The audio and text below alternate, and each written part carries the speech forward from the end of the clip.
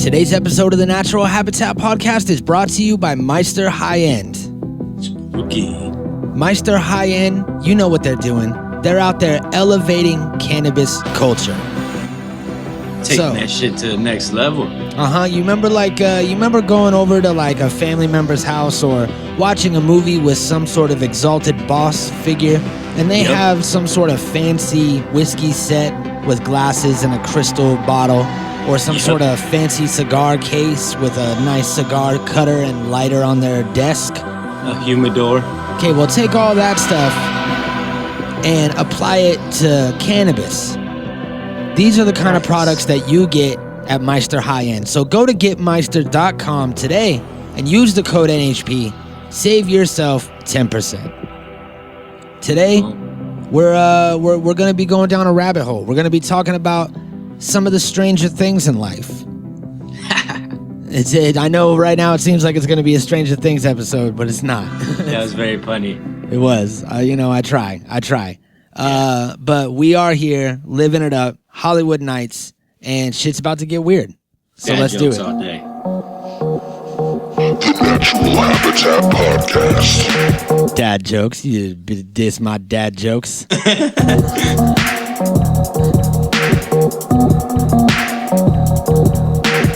Natural Habitat Podcast. I didn't think it was that bad. I had to work Stranger Things in there somewhere with the theme song. I was just, it was good. I'm not a dad. Not a dad. Habitat Podcast.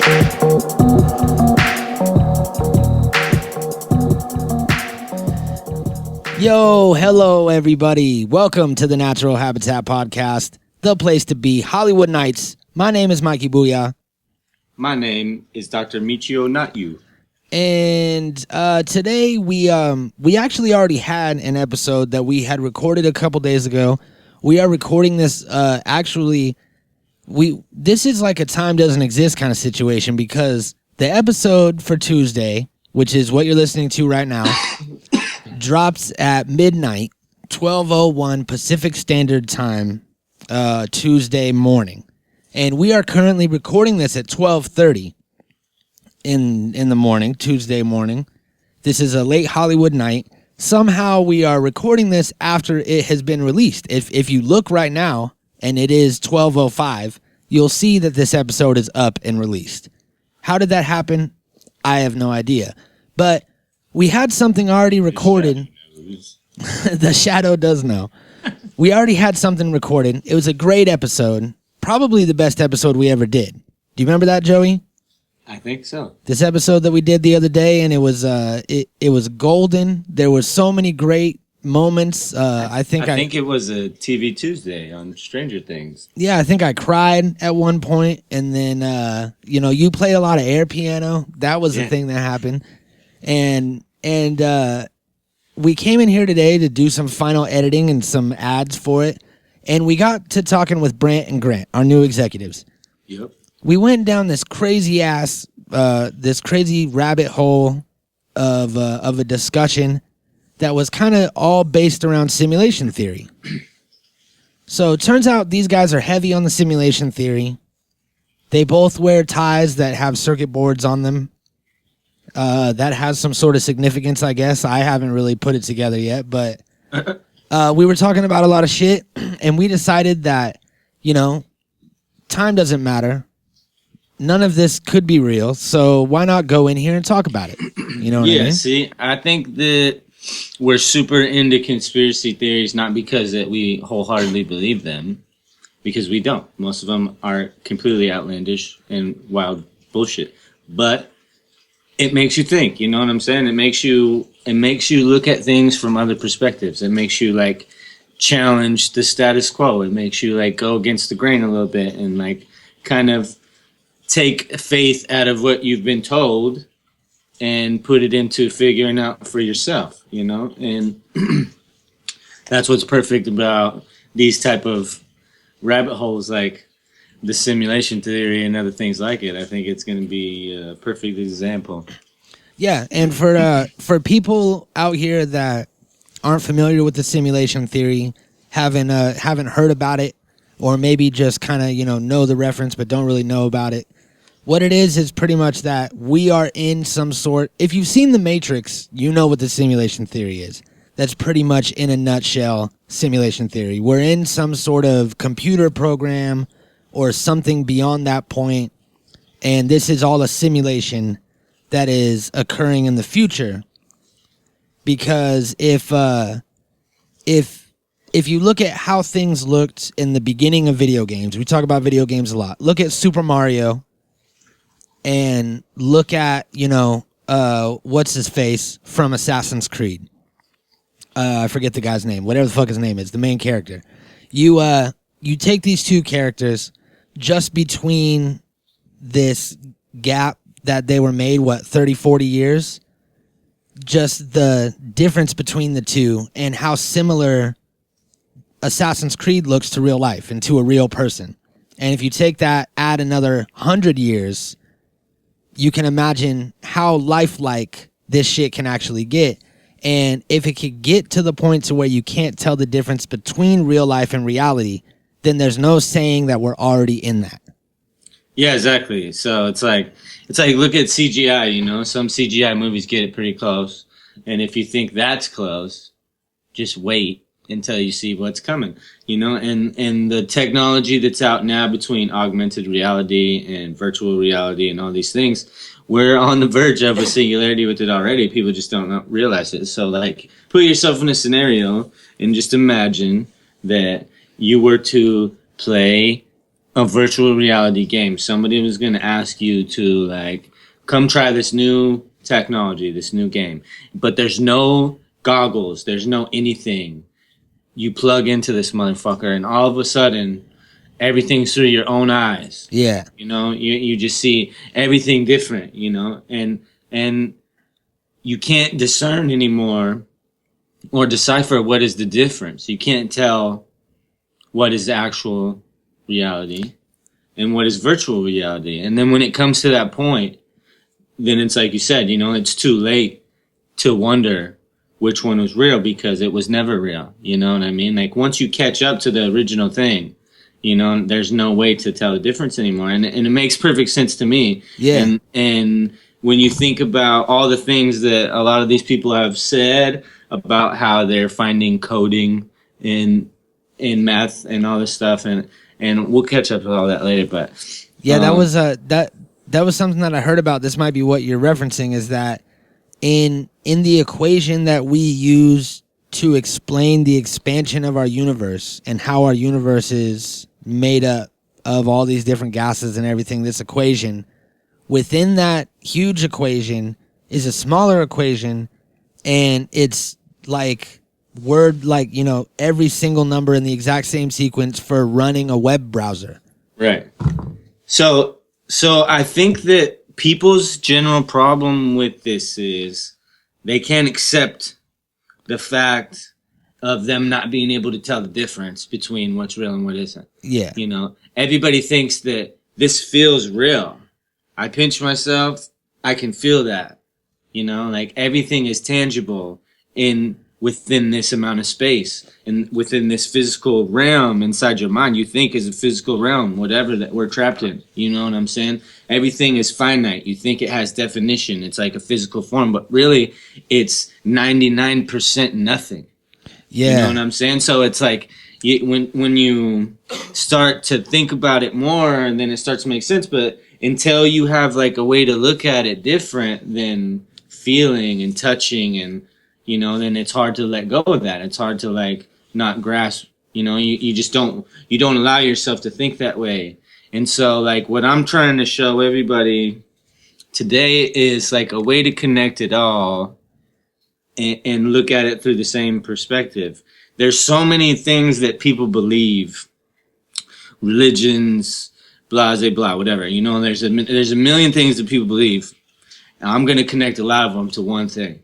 And in a way that it could make enough sense for you to kind of grasp that if you give it a fair chance and think about all the things that add up, then you'll see, okay, maybe there's something to this, and that's all I'm trying to do. I'm just trying to show a point, to make people question everything, because nothing ever is set in stone. Everything is evolving. If we're evolving, everything is evolving. If we're in a simulation, it's happening right now as we're happening right now.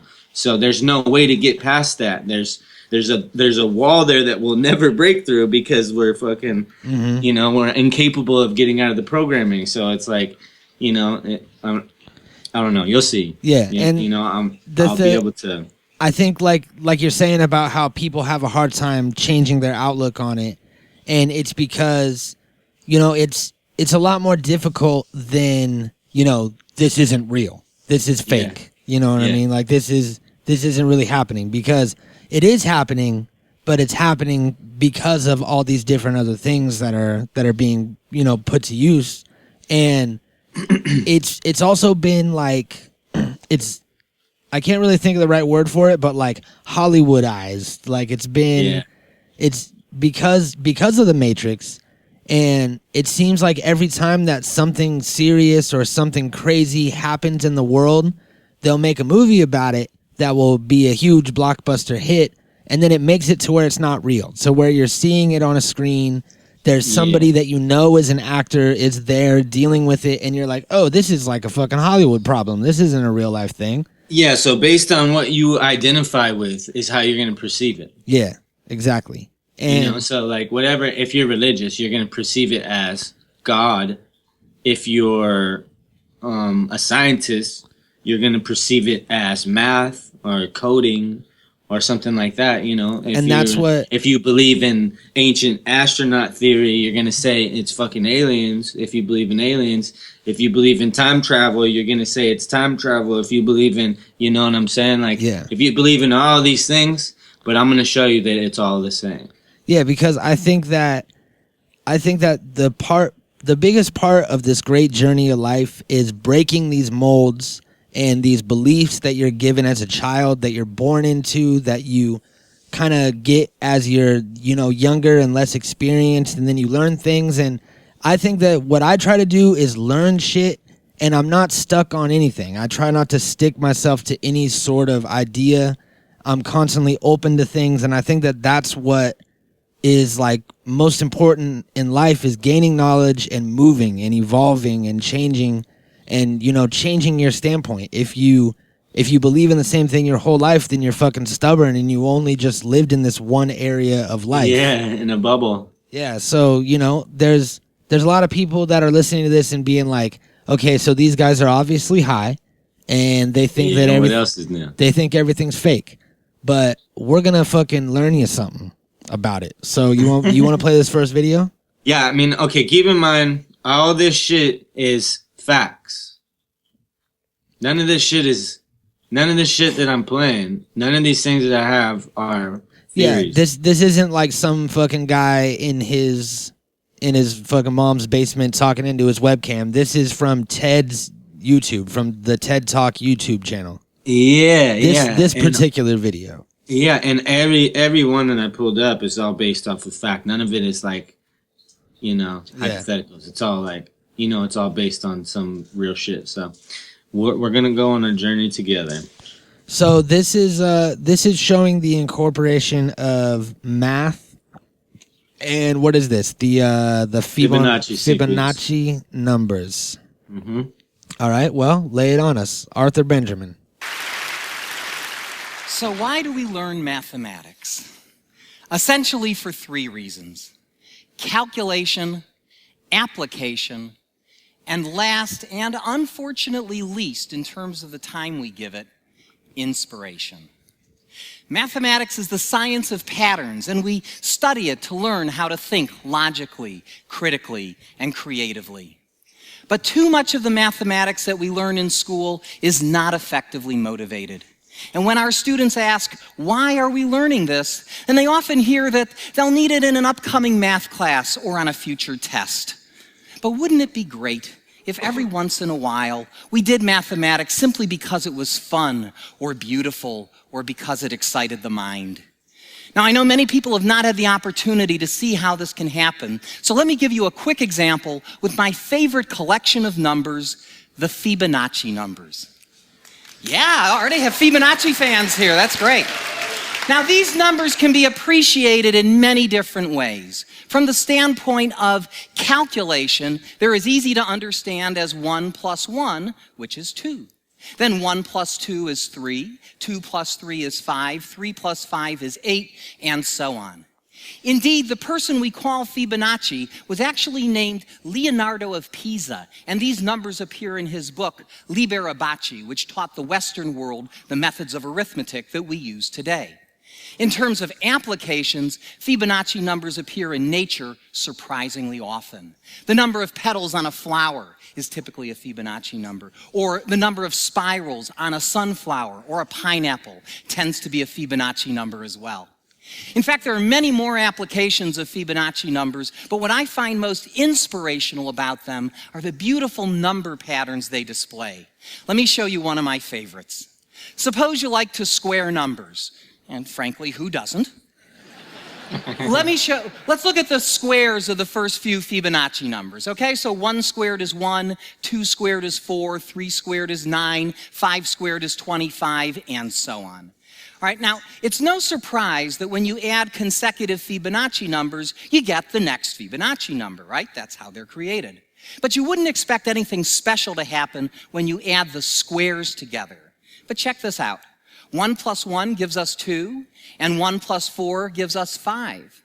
And 4 plus 9 is 13, 9 plus 25 is 34, and yes, the pattern continues. Damn. In fact, here's another one. Suppose you wanted to look at adding up the squares of the first few Fibonacci numbers. Let's see what we get there. So 1 plus 1 plus 4 is 6. Add 9 to that, we get 15. Add 25, we get 40.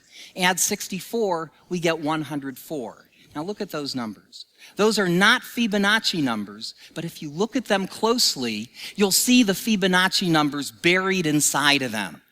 You see it? I'll show it to you. 6 is 2 times 3, 15 is 3 times 5, 40 is 5 times 8, 2, 3, 5, 8. Who do we appreciate? Fibonacci, of course.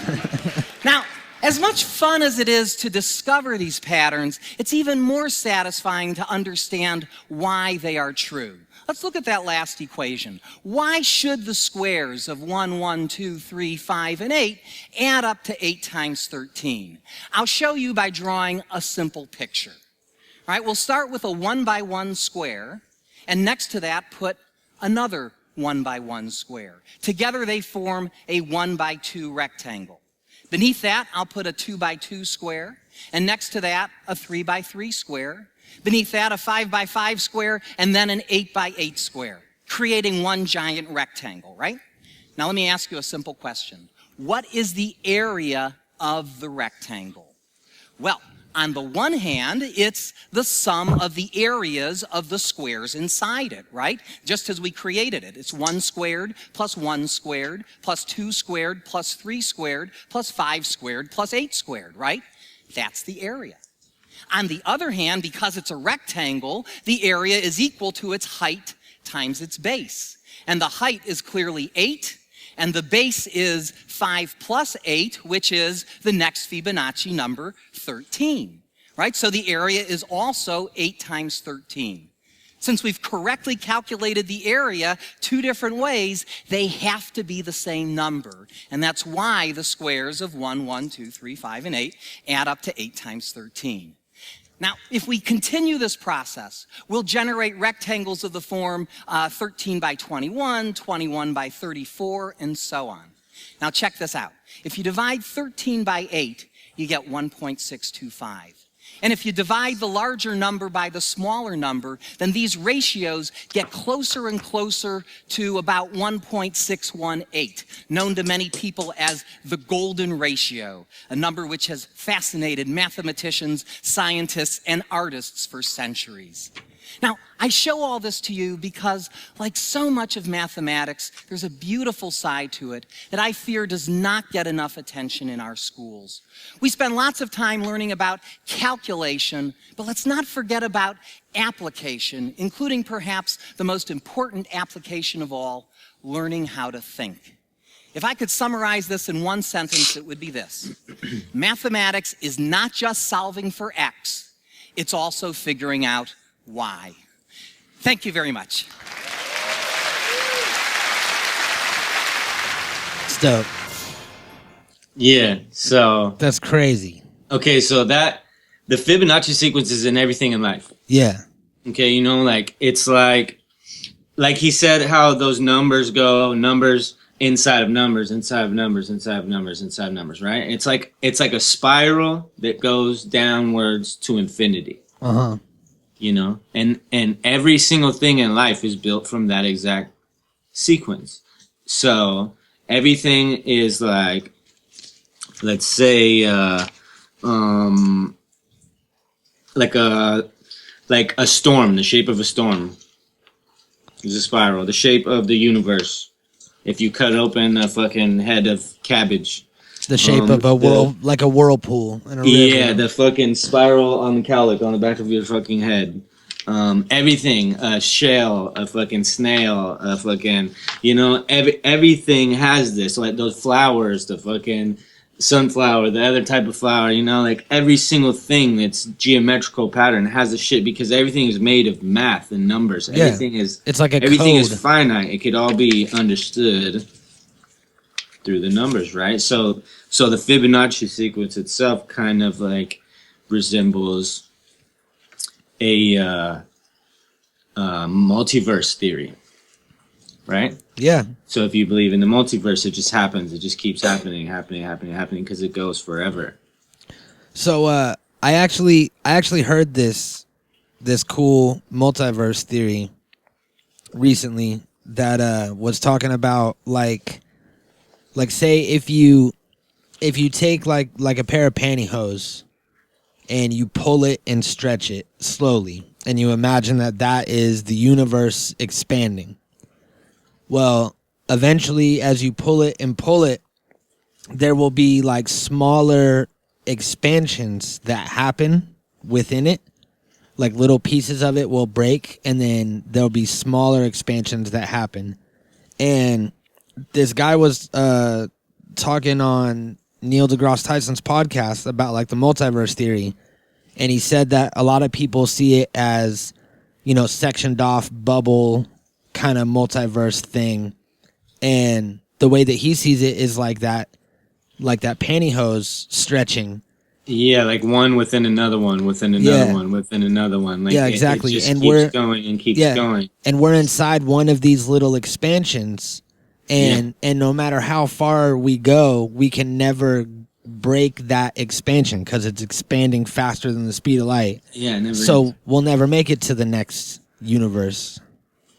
We'll just keep making it farther into the new one that we have.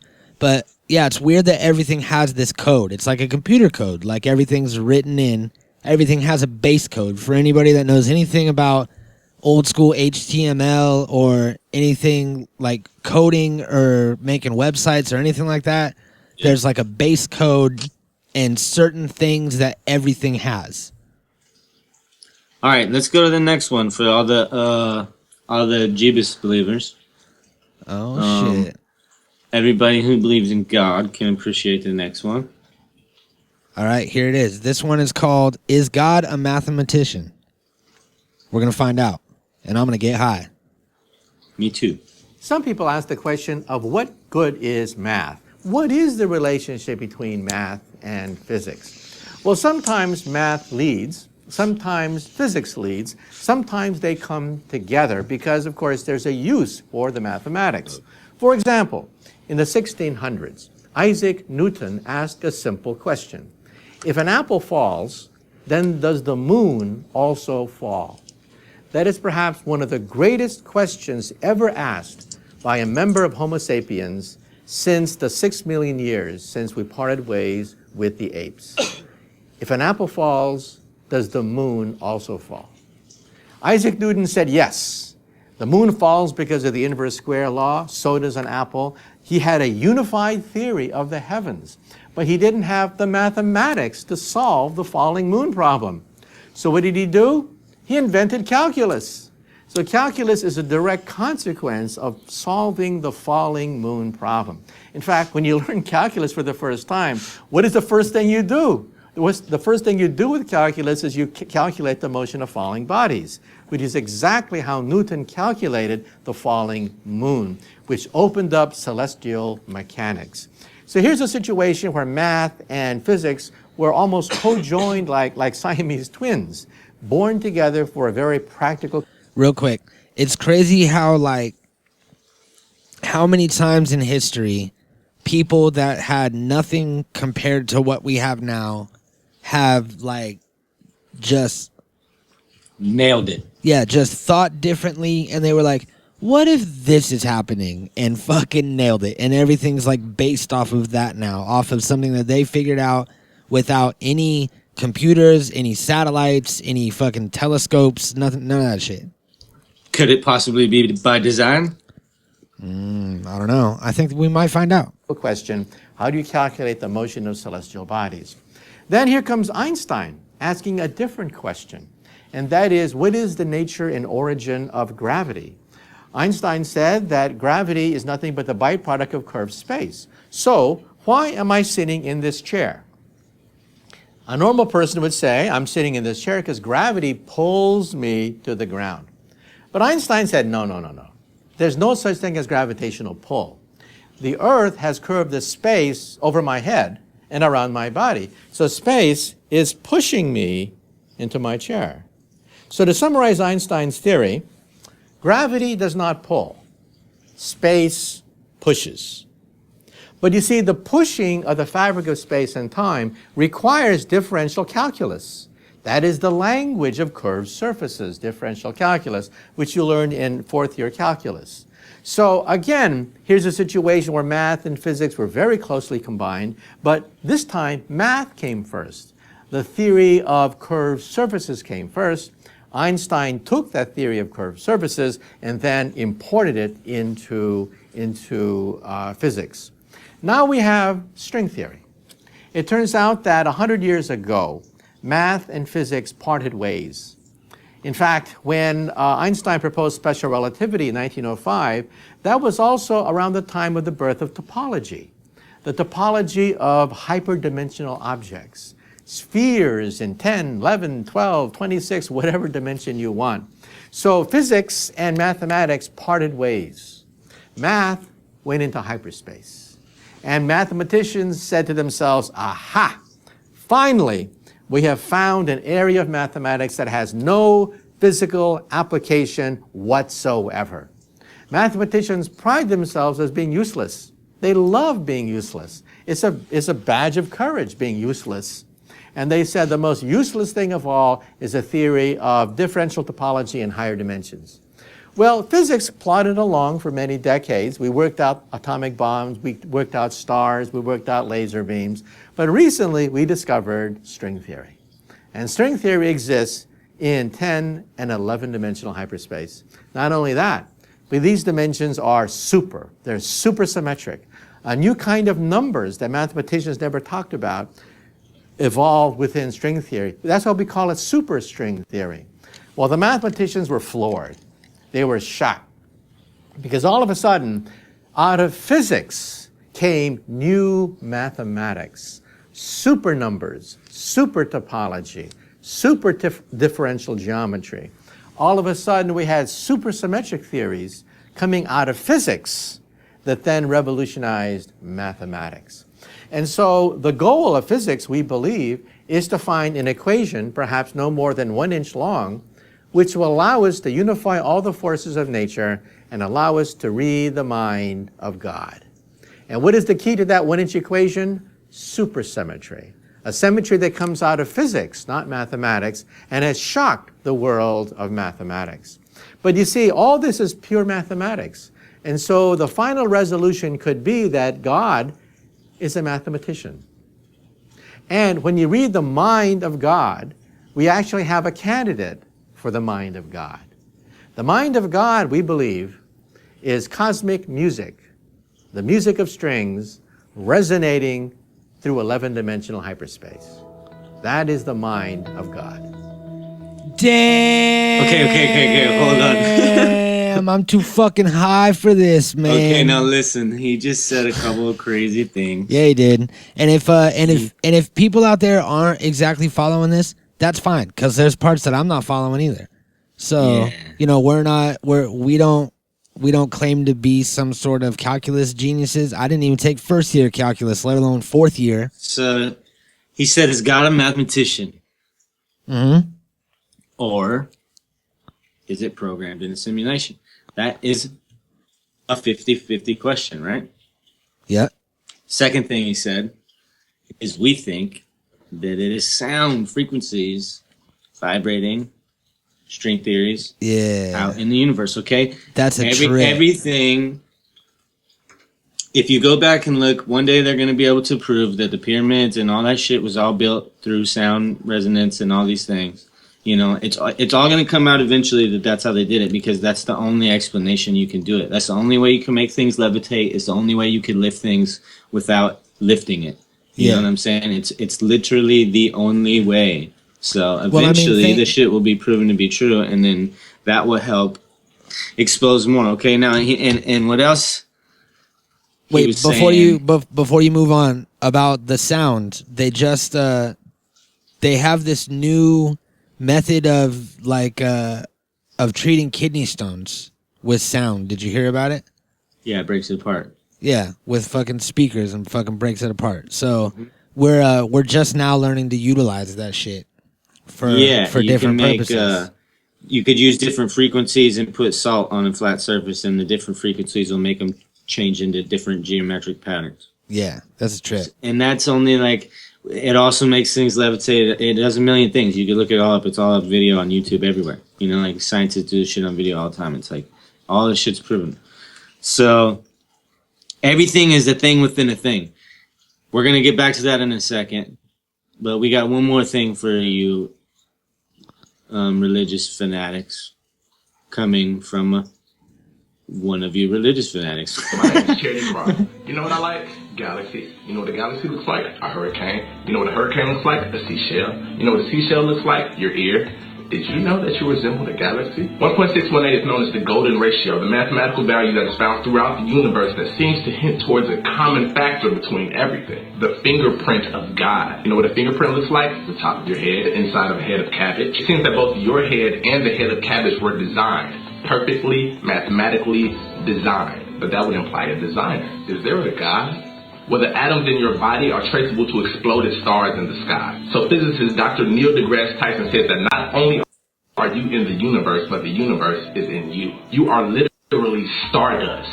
The law of conservation of matter states that matter can be changed from one form into another. Mixtures can be separated or made, and pure substances can be decomposed. But the total amount of mass remains constant. In other words, the total mass of the universe is constant. Whenever matter undergoes a change, the total mass of the products of that change is the same as it was in the beginning. In fact, it is scientifically law, a fact, that your body mass has been here since the beginning of the universe. You are 13.8 billion years old.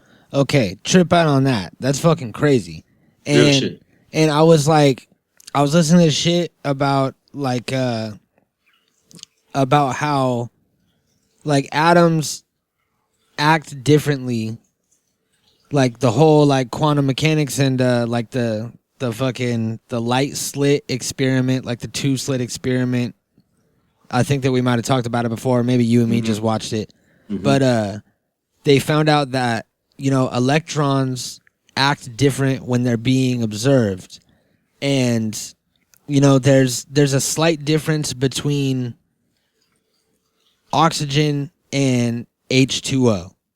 So if you add, you know, another element of oxygen and an element of hydrogen, which is small on this atomic level, it's just a couple extra particles that are just going around this atom, just a couple extra little pieces, and that makes it into water, and you can see it, as opposed to oxygen that you can't see. Here's this glass of water that you can clearly see, but it's almost the same thing, and it's made out of exactly the same shit. So it's like everything is. So are we. Yeah. That's a trick. And I got some more shit to back that up later. The time spent here on Earth is just how long you've been aware of your existence. But in actuality, you have been here since God said, "Let there be light." You said it with him. Are you God? Are you God? Speaking of God, did you know that there are about 20 numbers that dictate the state of this universe? The mass of an electron, the strength of gravity, electromagnetic force, numbers that create our universe. World-renowned physicist Dr. Brian Greene says that these numbers have been measured with incredible precision, but no one has an explanation as to why they have the particular values that they do. He says that if any one of these numbers were altered in even the slightest way, our entire universe would cease to exist. Our universe has been designed, perfectly, mathematically designed. But that would imply a designer. Is there a God? You ever felt like you were being watched, stared at? Then you turn around and see, yup, that weird guy 6 tables away was indeed staring at you. How did you know that? Could this be proof that there is some other medium by which information can be received other than the 5 senses? Do you see dead people? Probably not, but you do feel eyes. You do think about that person that you haven't talked to in months, and then suddenly they call your phone. You do dream about things before they happen. You do speak about people and then they just pop up. You have created things out of sound. Speaking of which, did you know that if you take a plate of salt and play certain sound frequencies at it, that the vibrations will cause the salt to form into perfect What's it called when like a bunch of people make shit happen? Like a collective consciousness. Hive mind. Hive mind. That's some crazy shit too. geometric shapes? These are pictures of sand created by simply exposing them to strong sound vibrations. Words can literally manipulate the matter around you. This is a picture of jars of rice after 27 days of speaking to them. The jar on the right, people only said, I love you to it. The jar on the left, people only said, I hate you to it. And thus, the I hate you jar molded astoundingly quicker. These are pictures of ice crystals. The bottom row was spoken to positively as they froze. The top row was spoken to negatively as they froze. These are the results. Damn. That's a real thing. You can speak your world into existence. There is power in your words. John 1:1 from the King James Version of the Bible says, in the beginning was the Word, and the Word was with God, and the Word was God. String theory postulates that the entire universe, including me, you, and this screen that you're looking at me on, is composed of microscopic vibrating strings of pure energy. Sound. Words spoken in a language that we don't fully understand. Living words. You are the living word. Are you God? If so, nice to meet you. I love you. Crazy. Crazy, right? Yeah. Feel free to Google any of that shit if you don't think it's real. Yeah, that's some crazy. And I mean, it's always been a thing within the cannabis community that weed farmers talk to their plants. And, you know, it was always, when I was growing up, it's always like play music and talk to them, sing to them, say nice things, tell them you love them, call them babies, shit like that. And that will make them grow better. So that stands behind it. Could it be by design? I don't know. I think we're going to find out. So this actually isn't a new thing. I found out that this goes all the way back to ancient Greece when they first started thinking about simulation theory and that what we're in might not be the actual reality. There was like this old allegory that I heard, and what it is it talks about these people that are born in a cave. Like it's people that are held in slavery or in shackles and born into a cave, and the way that they're chained in the cave, they're facing the cave wall and they can't see anything else. They can't see behind them. They can't look around at anybody else. They can't see themselves. They could just see the wall. And that's all they know their whole lives. And there's a fire behind them, and in between them and the fire is a path. And people walk across the path. And they see the shadows go across the wall. And they hear the voices from people as they talk. And they think that what they see on the wall is life. And that those are people, that they themselves are some sort of, shadow person like that those voices are coming from the wall because it's all just echoing through the cave. You can't really tell where the voice is coming from. And if they would be able to just break free from their chains, they would be able to turn around, step out of the cave, and see the whole world that's there. But because that's all they know, that's what they think life is. And that story was told way back when dudes were sucking each other off in bathhouses. Real shit, though. Yeah, Real that was shit, told though. way back in the day. Somebody thought about And that shit. It has to be by design, right? I mean, like, if all of these things we've always done through nature, for what reason? You know, like talking to plants and things like that. Thinking of simulation theory thousands of years ago. Everything we prove over and over and over and over and over again, and it just happens like it's like we reliving the same shit over and over again, learning the same shit just to forget it all. Yeah. And then learn it all over again. It's like we're stuck in this fucking thing. Okay, so we're past the God point. Let's get back to string theory. And another thing that ties into this, I think, is something that we talk about a lot: the Mandela effect. The Mandela effect would be proof, just like in there's this movie that kind of like has something to do with this, The Matrix. That's what it's called. And just like in The Matrix, when the deja vu happens and it's some sort of glitch in the Matrix, you know, like the deja vu is very real. I don't know about but deja vu or the Mandela effect or false memories or any of these things could just be some sort of glitch in the code, some sort of rewriting was done wrong out of all the billions and trillions of numbers and letters that were going on. Or it could be time travel, or it could be, you know what I mean? Like, dude. That's what my point is that my homie, it's all the same. My homie Mo was visiting over the past couple days, and we were walking up to my house, and I saw this little baby lizard fucking running through the grass, right? And it was the smallest baby blue belly lizard I've ever seen in my life. Like fresh little baby lizard straight out of the fucking lizard vagina. Or maybe lizards give birth out of their penises. I'm not sure. And I was like, hey, look at that baby lizard. And then Mo was like, where? And then as he looked down, he stepped on it. And it was like a loud pop. And then I was like, oh. And he said, man, it's a good thing we weren't time traveling right now. And it totally brought the mood back up. The lizard wasn't dead. And I was like, man, what the fuck? I guess you're right. It's a good thing. Yeah, that's awesome. Mm-hmm. Time travel. What were we talking about? Time travel? Is that why I started talking about string theory? Let's see. This elegant, new version of string theory seemed capable of describing all the building blocks of nature. Here's how. Inside every grain of sand are billions of tiny atoms.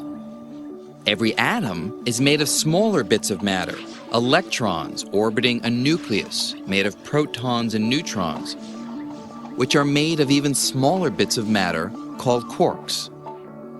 But string theory says this is not the end of the line. It makes the astounding claim that the particles making up everything in the universe are made of even smaller ingredients, tiny, wiggling strands of energy that look like strings. Each of these strings is unimaginably small. In fact, if an atom were enlarged to the size of the solar system, a string would only be as large as a tree. And here's the key idea. Damn. Just as different vibrational patterns or frequencies of a single cello string create what we hear as different musical notes, the different ways that strings vibrate give particles their unique properties, such as mass and charge. For example, the only difference between the particles making up you and me and the particles that transmit gravity and the other forces is the way these tiny strings vibrate. Composed of an enormous number of these oscillating strings, the universe can be thought of as a grand cosmic symphony. And this elegant idea resolves the conflict between our jittery, unpredictable picture of space on the subatomic scale and our smooth picture of space on the large scale. Damn. Okay. So, that's fucking insane, dude. Like, I didn't really know that much about string theory. Yeah. Until Okay, now. so how cool is that, right? Yeah. How fucking cool is that? It's like, it just shows you every other thing that I've shown you so far has been one thing connected to the next, connected to the next, connected to the next, right? Like we're going down this hole together, but it's because of the universe. You know, like have you seen the thing that showed what it looks like as we're going through space, revolving around the sun? No, I haven't. It looks like in slow motion from super far away, it would look like a bullet going through the sky with another bullet circling it. Yeah. That's it. That's what it looks like, you know? And yeah. it just goes forever.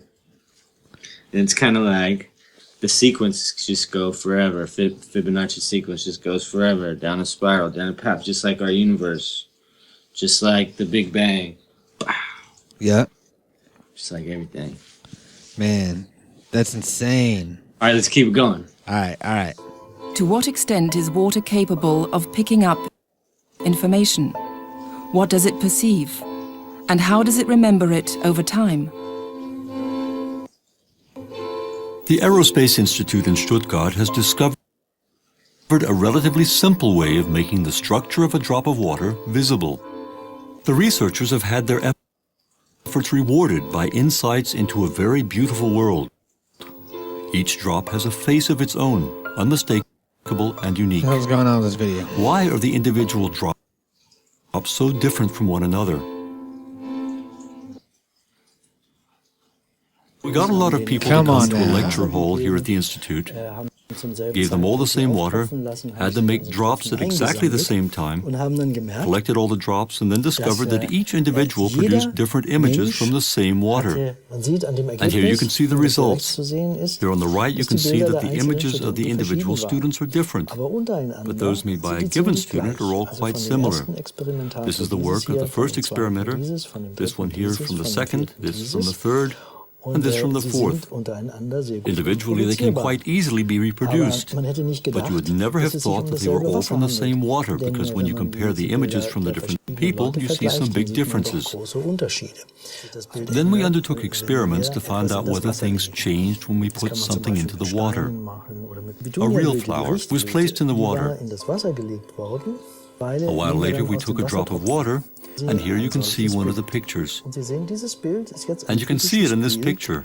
It's the typical image you get when you put a flower into water. You could recognize the flower in every single drop in this glass, of course. That can be reproduced and has significance. And if you were to put a different flower in here, for example, a Sweet William flower, then all the drops of this water would look like Sweet William.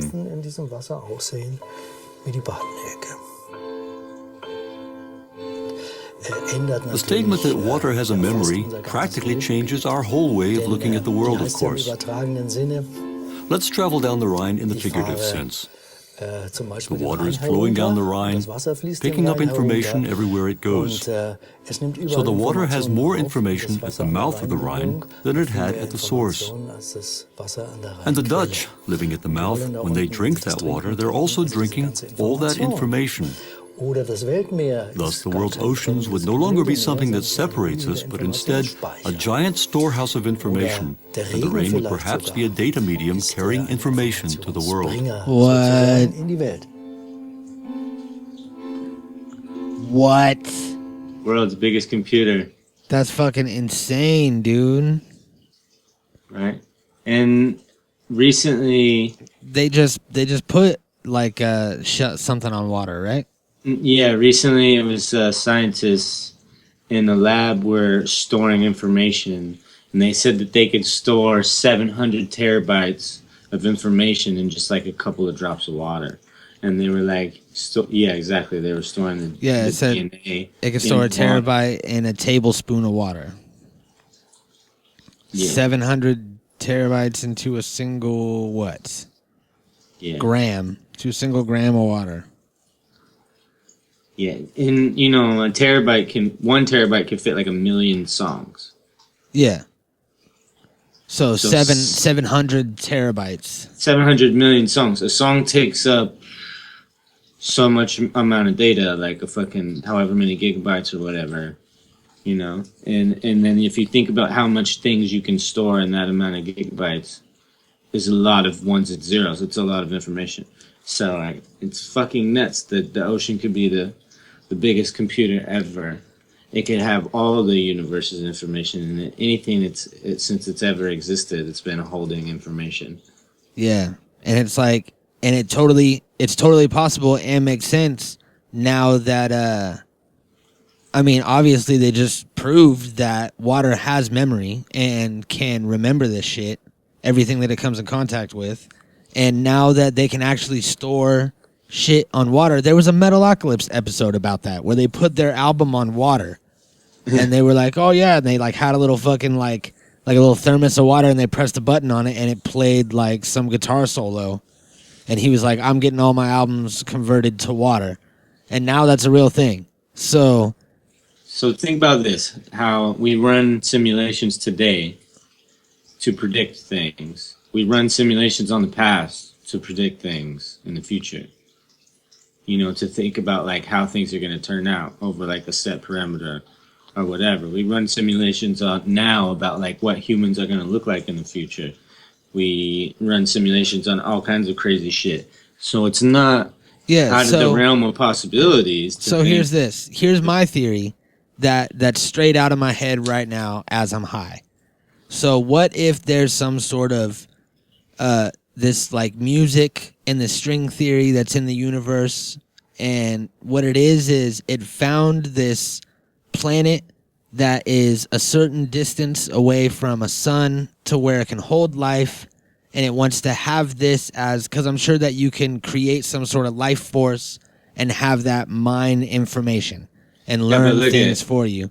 But here, look, what if they're trying to see if this is a good enough spot for them to set up some sort of life force? So we are the simulation. Not that we're in a simulation, we are the simulation. We're part of it, just as if you were to make a simulation of a city and you were designed to design a bunch of buildings for the city. Yeah, so you're on to something right there. You're like, you're absolutely right.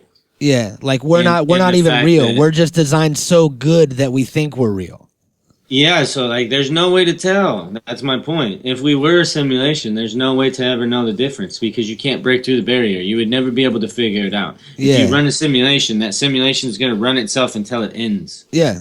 You know what I mean? And ours is exactly the same way. That's the point of the every simulation. level, on a cellular level, on a fucking human being scale, because we all live and then die or whatever, on a fucking grand universal scale, on a fucking everything, you know? So it's very comparable. All right, we got another video? Yep. Here it is. Human beings have been fascinated with the unknown of space for thousands of years, and more recently, travelling to other worlds. We have sent satellites to distant planets and received images of places you thought only existed in our dreams or nightmares.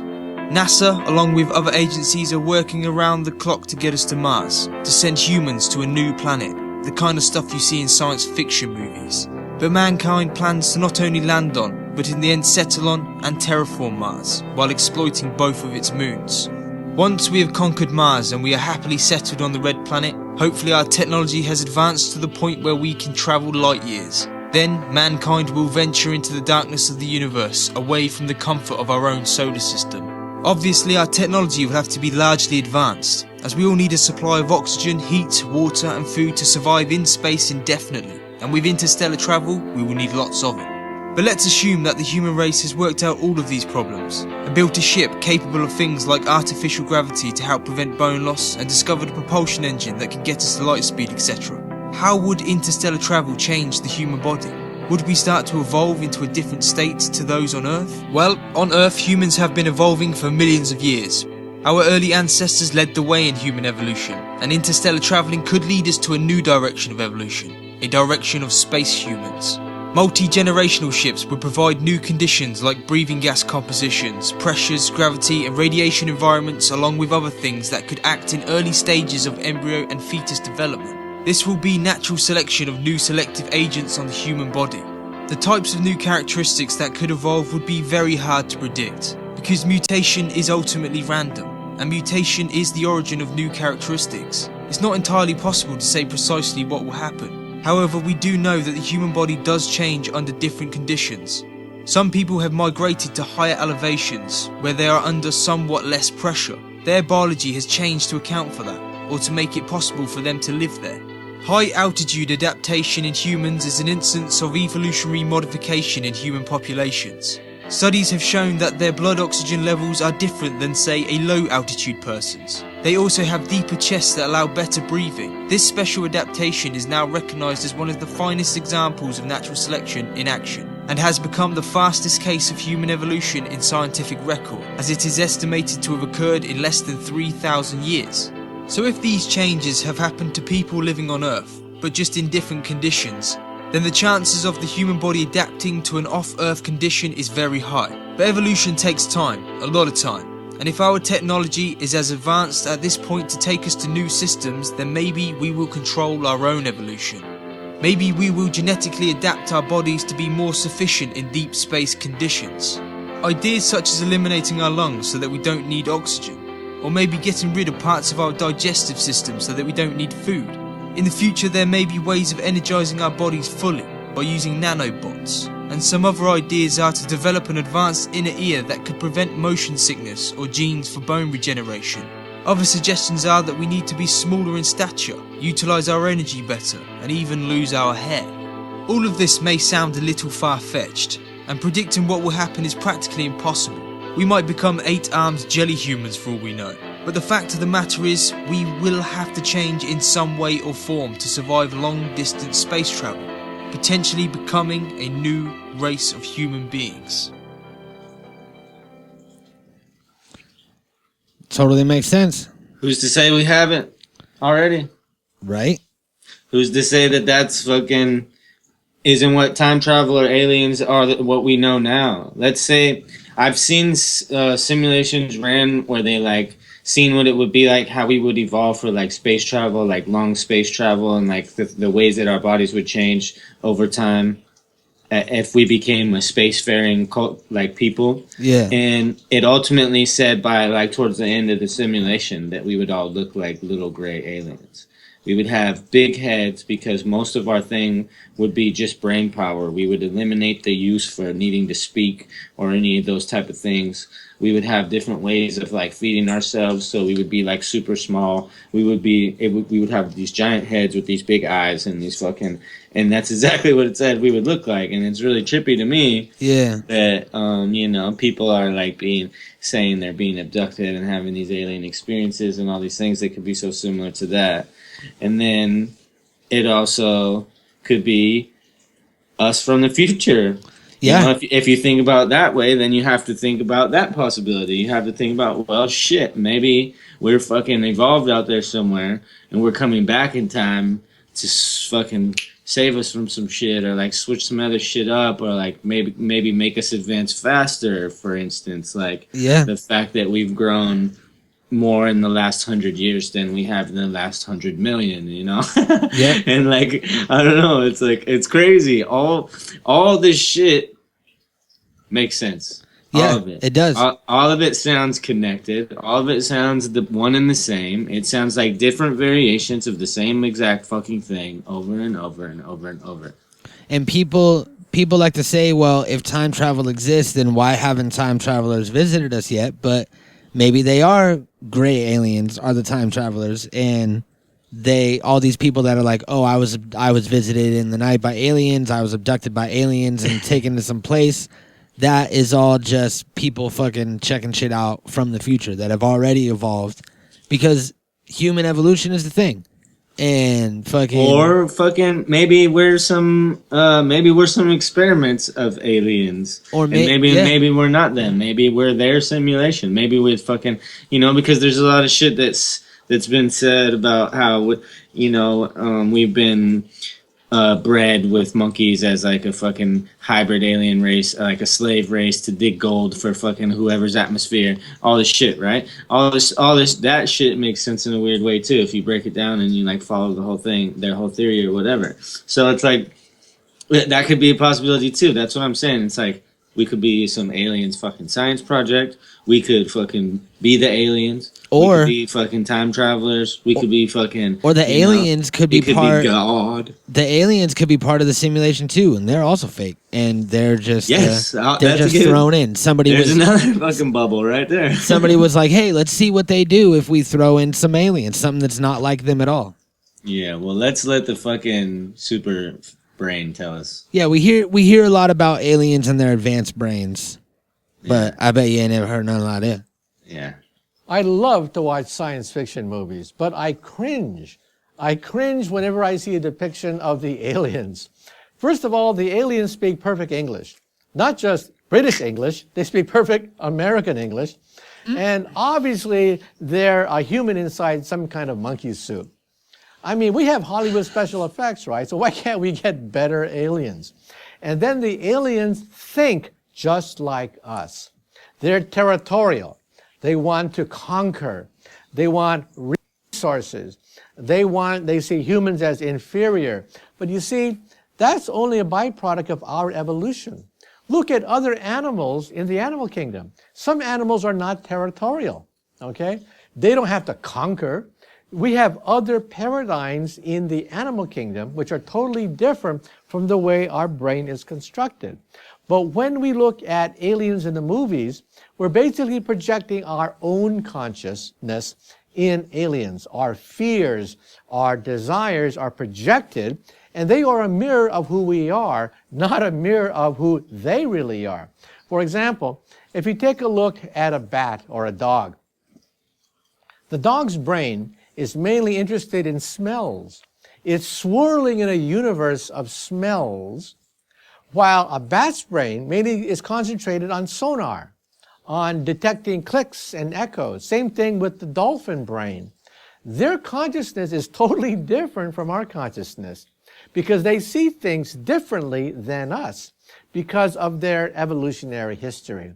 For example, when we see a cat and the cat comes up to us and tries to purr next to us, we say to ourselves, "Oh, nice cat. Cat is being affectionate." No, the cat is not being affectionate. It's simply rubbing his hormones on you and saying, "I own this human. This human is mine. I'm marking my territory. This human feeds me twice a day. I've trained him." So a cat sees the universe totally different than we do, and yet we impose our thinking on an alien. Now, on the question of intelligence, if these aliens are more intelligent than us, how would they be more intelligent? In the book, I say that one of the main ingredients of intelligence is to predict the future. The ability to simulate today so we see tomorrow. And that requires a high level of intelligence to be able to understand the laws of nature, the laws of people, what is the most likely outcome of a future event. That requires intelligence. If they are more intelligent than us, they will see the future much better than us. They will see outcomes that we cannot foresee. They will simulate scenarios that we cannot even dream of. They can outwit us every time. Think of a safecracker. A safecracker may have a low IQ, may have dropped out of elementary school, but the safecracker can simulate the future much better than a cop can, and that's why he can rob banks and get away with it. And so in other words, the criminal mind is not necessarily stupid because it has low IQ. It's quite well adapted for what it does. And what it does is to simulate the future of a crime. Now think of when we encounter intelligent life that is more intelligent than us. They may see the world totally differently. Their world may be a world of smells, a world of sounds, rather than a world of eyesight, like our brain is constructed. And most important, they may be able to see the outcome of future events much better than us. They'll be able to actually run circles around us because they see the future. You never know, man. It's all just a simulation. Mm-hmm. I think there's a really good chance. There's a really good chance that it's all a simulation. I'm not. Yeah, and I mean, like, I'm not going to jump into it and say it's a simulation, but I'm not going to say it's not. Yeah, I mean, it doesn't matter anyways. Right? It really doesn't. It doesn't fucking matter because there's nothing you can do about it. Mm-hmm. So it's Either way, you're helpless no matter what. You're a fucking speck on another speck floating in a fucking giant, unfathomable pool of specks that is insignificant as fuck and never gonna mean anything. It's very true. So you might as well enjoy it, whatever it is, simulation or not. Yeah, right. I mean, that's what Jesus would do. Yeah. What would Jesus do? Enjoy it. Yeah. He'd fucking turn some water to wine and be like, "It's a celebration, bitches." Yeah, because he figured it out, right? Yeah. And I mean, like, what's the secret to life? You know, really, it's different for everybody. But I mean, I think the main secret and goal to life is to fucking live the one you got. Yeah. You know, that's all you can do. It's just, I mean, like, yeah, the chances of you having a life at all are so fucking huge. You know, like the astronomical numbers of you even ever being born is crazy that it ever happened in the first place. So, I mean, like, to take it for granted is a fucking stupid thing. Yeah, and if you're lucky enough to live in a city or live in some sort of civilized area and have a car or a job or anything like that, or a place to live, a roof over your head, you're listening to something on headphones or some sort of device right now, you know, you have a lot more than some people out there. So it's like you said, it's all about living your life. And I think that what it is finding something that you love, that you enjoy, and pursuing it, because there's so many different things in the world that people could do, simulation or not. If it is a simulation, it's a damn good simulation. And they fucking made enough things to where you can't possibly do 1% of everything in the world in your lifetime. So, you know, find something that you're passionate about and pursue it and enjoy your life. Simulation or not. Yep. Mm-hmm. So, we want to hear what you guys think. Hit us up on the Twitters, on the Facebooks, on our website, wherever. SoundCloud. Your mom's house. Yeah, your mom's house. We'll both be there. Yeah. And let us know how you feel about it. What do you think? Yeah. That's what we think. Now you know. Shit got real, son. Can we play the more you know, like, sound at the end? Do you think they'll sue us? Nah, we got this. All right, well, there it is, guys. The more you know. Natural Habitat Recordings.